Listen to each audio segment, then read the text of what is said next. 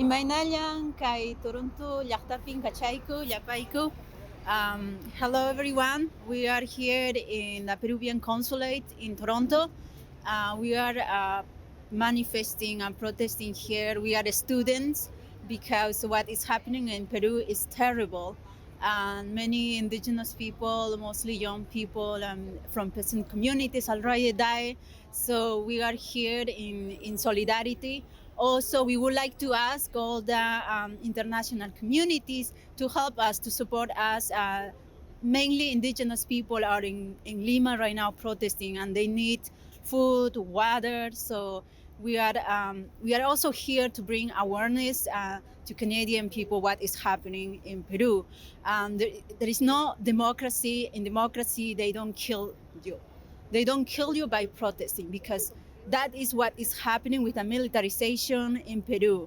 So we are here students, and we are no terrorists. We are no communists. All these labels that Peruvian right wing is trying to portray and label in around different media in Peru, but we are students who support our communities. Thank you to everyone who is coming here, but also we will have another manifestation 5 p.m. We will be also here in Toronto. So I would like to ask everyone also bring their concerns and also speak up about this current government, how it's killing many indigenous people in Lima, in different provinces, and nobody is financing these protests. Nobody is giving money.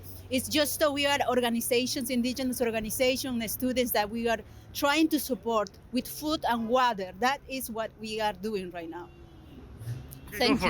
Yeah, I just wanted to add one more thing to the previous comments or declarations of our group here that are supporting this cause with the protest into what the current unjust government is doing back in Peru. So in Peru, there is a complete disregard for the regional governments.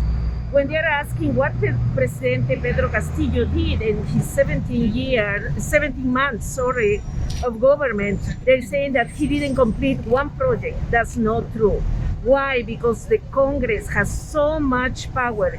It's an extreme right wing that doesn't support any of the projects, any of the programs, the social programs that people would love to, or the regional governments want to implement back in the regions.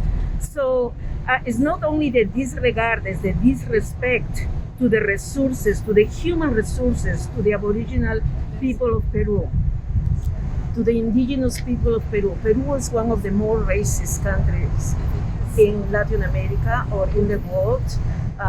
Everyone discriminates the next person, whether it's by the color of their skin, by their social status, by the school that they went to, etc. So we need to give power back to people. We need to provide options and opportunities. Many Peruvian people are saying, if you want to get ahead in life, you will. How?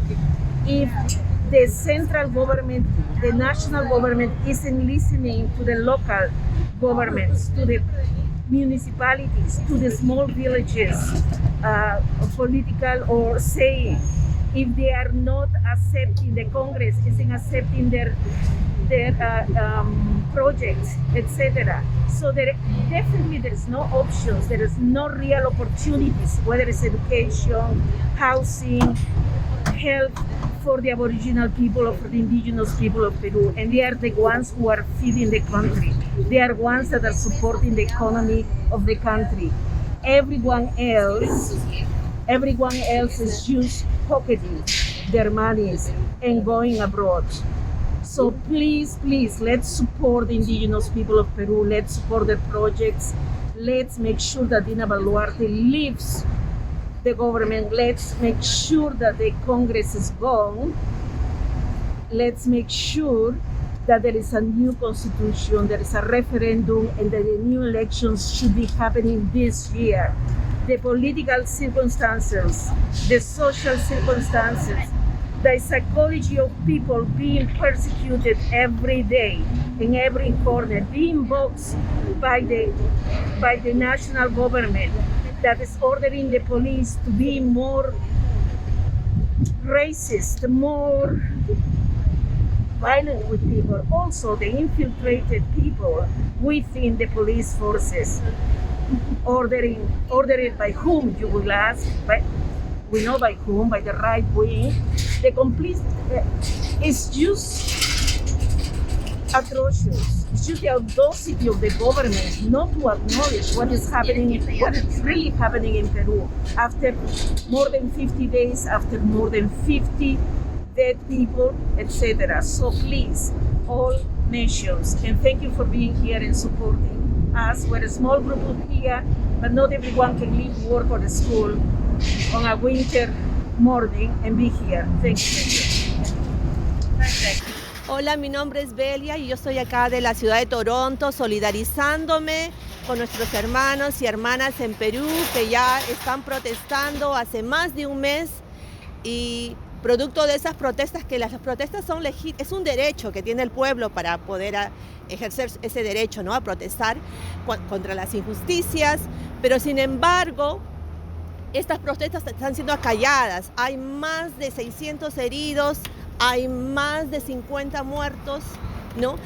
Incluso no se sabe a veces los números exactos de las muertes, los heridos, de los detenidos, porque estos hechos están sucediendo en el interior del país, últimamente en Lima, pero anteriormente la prensa no cubre nada en Perú, ¿no? Realmente han tratado, ahorita hay un gobierno que prácticamente, Dina, que es la actual presidenta, digamos entre comillas, ella no está gobernando, sino son las Fuerzas Armadas, la policía y el Congreso, básicamente, ¿no? Entonces nos preocupa muchísimo, estando acá tan lejos, nos preocupa mucho. No puedo imaginar cómo pueden estar nuestros hermanos en Perú, ¿no? Teniendo familiares, heridos, detenidos, desaparecidos. Así es que es importante que la comunidad se solidarice y desde lejos podamos apoyar, ¿no? Apoyar a lo que está pasando en Perú y ojalá que pronto pueda solucionarse. Nuestras esperanzas, nuestras alegrías tienen que ser más fuertes que nuestra pena y nuestra indignación. Así es que agradezco a todos los que están acá. Igual también yo vine invitada, pero igual muchas gracias. Recently, this is not very much known in the international media, but the police invaded with tanks the oldest and most prestigious university of our country, a university city we call it, because that's where students also live. So that only shows that the state has a blatant disregard for the right to protest of the students and the people they were graciously hosting who have mobilized from the province. But it also showcases that in Peru, the critical thought and education are not a priority. So I want you to know that this is not just an attack against the right to protest and proper demands that the population has. It's an attack towards national thought and the development of national thought and legitimate requests. So please know that it's a political economic interest of domination, extraction, and colonialism. So let us not forget that they're killing our people just like they've done for hundreds of years, and we stand with them.